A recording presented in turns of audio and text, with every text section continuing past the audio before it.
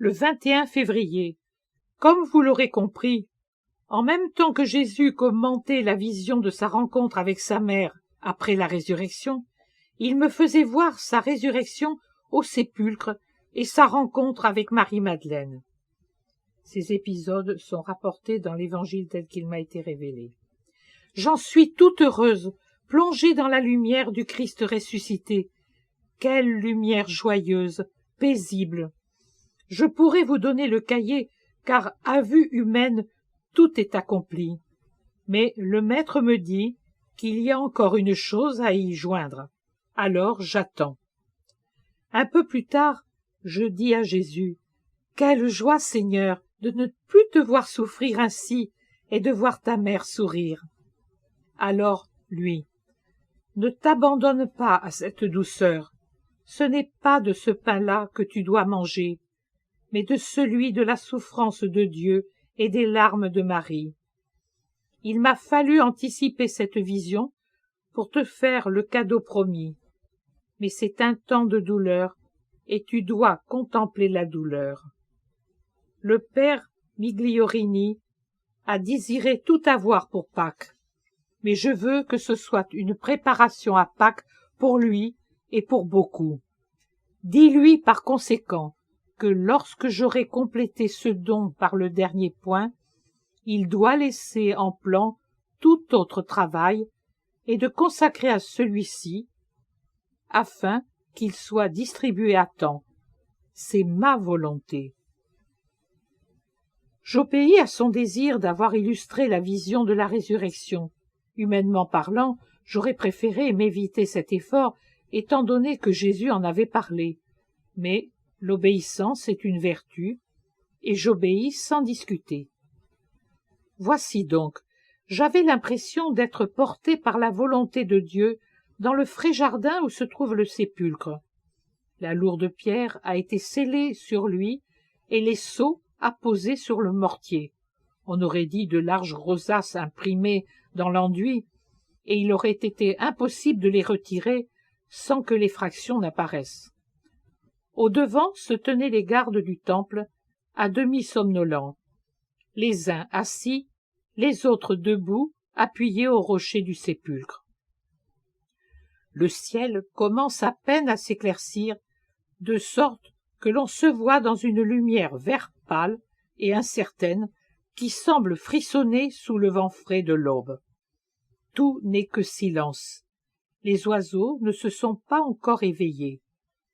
Le ciel garde encore le souvenir de quelques étoiles. C'est un ciel qui paraît être fait de soie bleue, plus clair à l'Orient, plus sombre à l'Occident. Il en provient une sorte de dard de feu, semblable à une flèche qui se termine dans un globe de lumière resplendissante. Fendant l'air, il descend à toute vitesse, en sillonnant les espaces sereins. En tombant, ce météore éclatant déclenche un grondement semblable à celui d'un tremblement de terre. Toutefois, loin d'être un grondement discordant, il ressemble à ce que les grands tuyaux d'orgue gigantesques peuvent susciter sous les voûtes d'une cathédrale, à un gloria solennel. Il est puissant, harmonieux et emplit de sa voix l'air matinal. Épouvantés, les gardes se lèvent et regardent autour d'eux. Mais la foudre éclatante est déjà sur eux et s'abat sur la lourde pierre, dont la fermeture est renforcée par le contrefort de mortier qui a servi à la fixer. Puis ce rocher s'abat et se renverse sur le sol comme s'il s'agissait d'un fragile écran de papier de soie, avec un bruit et une secousse de tremblement de terre qui renverse les gardes, les uns en avant, les autres en arrière. Ils gisent sur le sol comme s'ils étaient évanouis, absents. Ils ne reviennent pas à eux. Ils restent là, comme un groupe de marionnettes dont on aurait brisé les fils qui les tenaient debout. Ils sont ridicules.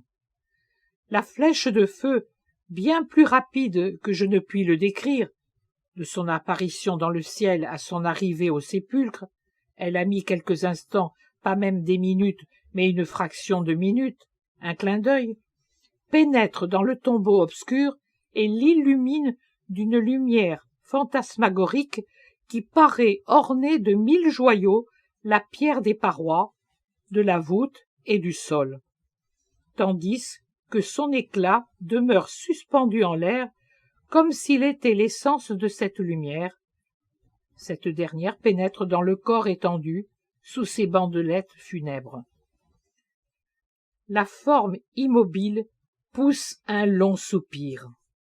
Je vois les linges de lin se soulever sur sa poitrine, puis retomber. Une minute de pause, puis, d'un mouvement soudain, le Christ ressuscite. Il desserre, il doit desserrer sous les linges, ses mains croisées sur le bas-ventre, ouvrir les bras, se mettre assis, puis debout, car le linceul, l'étoile de lin et le suaire se défont avec violence et de façon désordonnée. Les premiers tombent sur le sol, et le suaire glisse sur la pierre de l'onction, puis reste là, pendant à moitié, comme une coquille dégonflée et vide. Jésus est déjà revêtu de son vêtement resplendissant de blancheur, qui ne porte plus aucune trace de sang, ni de blessure.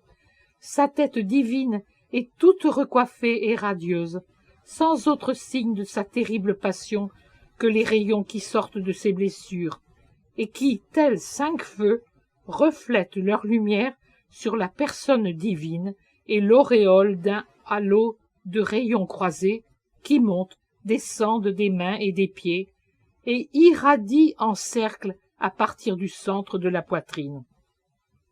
On ne voit pas la blessure au côté, car le vêtement la couvre, mais la lumière la plus vive provient de sa poitrine et ressemble à un soleil dissimulé derrière un voile de soie.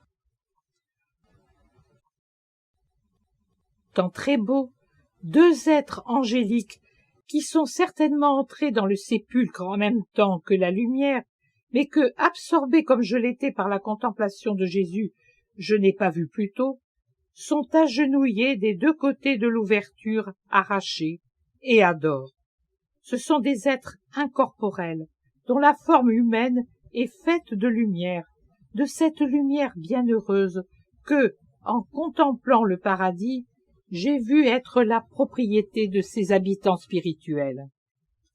Après l'adoration des anges, Jésus sort du sépulcre, passe entre les gardes aveuglés par leur évanouissement, traverse le jardin.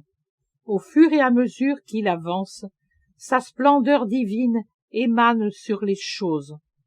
Les herbes couvertes de rosée s'allument sous un soleil plus beau que le soleil qui vient de se lever dans le ciel, et, sous le baiser d'une brise tiède et parfumée, elles s'inclinent et se relèvent doucement, comme pour vénérer le Sauveur qui passe en souriant et en bénissant.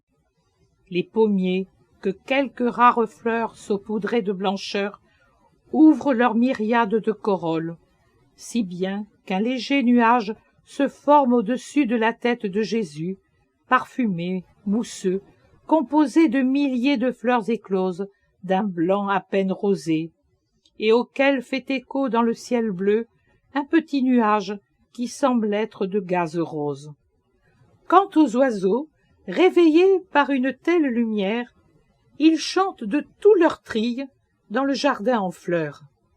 Jésus s'arrête pour me parler sous un pommier qui est une vraie boule de fleurs dont quelques pétales, plus amoureux que les autres, descendent caresser les joues du Seigneur et se poser à ses pieds, fleurs parmi les fleurs du sol. Je n'aperçois pas Marie-Madeleine avant que Jésus ne me la désigne.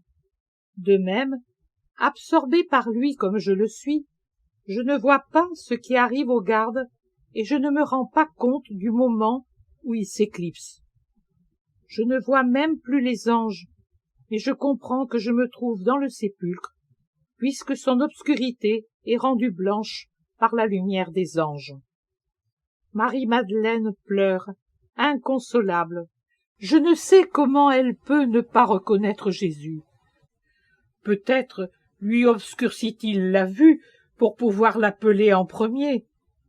Mais lorsqu'il l'a elle le voit pour ce qu'il est, et comme il est, triomphant.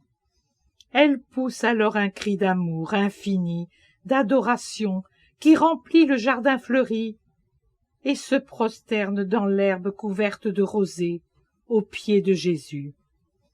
Ma vision s'arrête là.